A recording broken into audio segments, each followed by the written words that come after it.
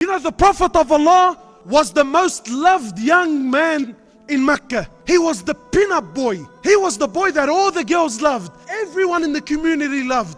As-Sadiq al-Amin, the most honorable and trustworthy young man. Then he embraces a religion. Then he is told that he's the Prophet of Allah. Nothing changed. He was still the same guy. He went from As-Sadiq al-Amin to the most loved, and he became the most hated.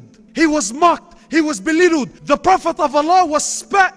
They spat in his face, sallallahu alayhi wasallam, as he was praying, as he was in salah. You know, sometimes even on the streets there's a code. Even amongst gangsters, there's a code of do's and don't do's. You know, you never hit a man that's not ready for it. It's called a dog hit. You know, it's called a dog punch. The guy wasn't looking. The man, sallallahu alayhi wasallam, he was praying. In sajda, they used to come and throw the guts of animals, the guts of dead animals. They used to pour it on his back, sallallahu alayhi wasallam, as he was in salah. They harmed him. They swore at him. They threw rocks at him. They threw dust in his face. They spat in his face. They mocked him. They belittled him.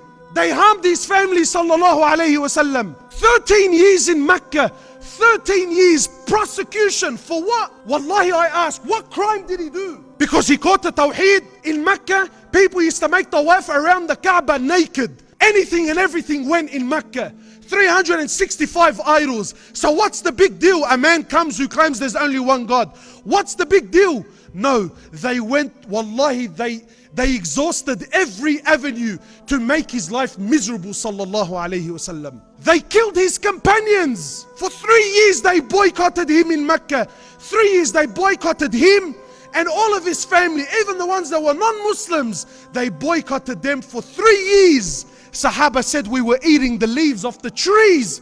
Our droppings became like the droppings of animals. So much harm was inflicted amongst them, upon them. In the battle of Uhud, they killed his uncle Hamza radiallahu.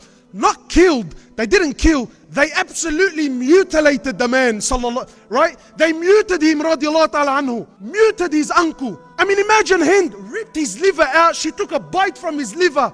She chewed it and then spat it on the floor. Sahaba said, we never seen the Prophet of Allah cry like he cried when he seen his uncle Hamza. We never seen him cry like that.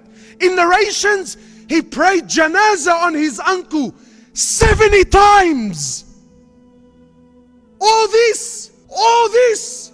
And when he returned to Mecca after years of prosecution, when he returns to Mecca with an army of 10,000 companions, the likes of which Arabia never seen before, and he entered into Mecca victorious. How did he walk into Mecca?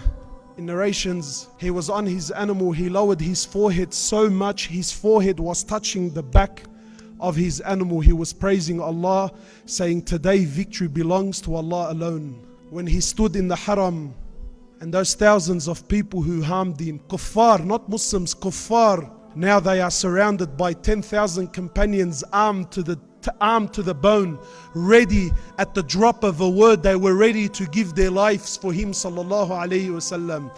They stood there surrounded by 10,000 companions, now knowing we harmed this man for 20 odd years. We killed his children, we killed his companions, we mocked him, we belittled him, we wiped the floor with him. Yeah, all this towards him, sallallahu alayhi wasallam. Now he returns victorious. He says to them, and what do you think I will do with you today? Many of us would love to get our hands on those that hurt us, man. He says, go. اذهبوا فأنتم الطلقاء. Go, every one of you is free. I forgive every single one of you, man. Kuffar. And he forgave him. Your own Muslim brother and sister, you can't forgive. Really? You can't forgive him? Why? Do you feel like you're something in your heart, yani? Pride belongs to Allah. Have mercy amongst one another, my brothers and sisters. Forgive one another. Wallahi, I don't care what the crime. I don't want a single person to stand up in the question and answer and throw me a scenario, because wallahi, I'm going to throw it straight back in your face. Forgive and let it go, man. Forgive and let it go. Bury it.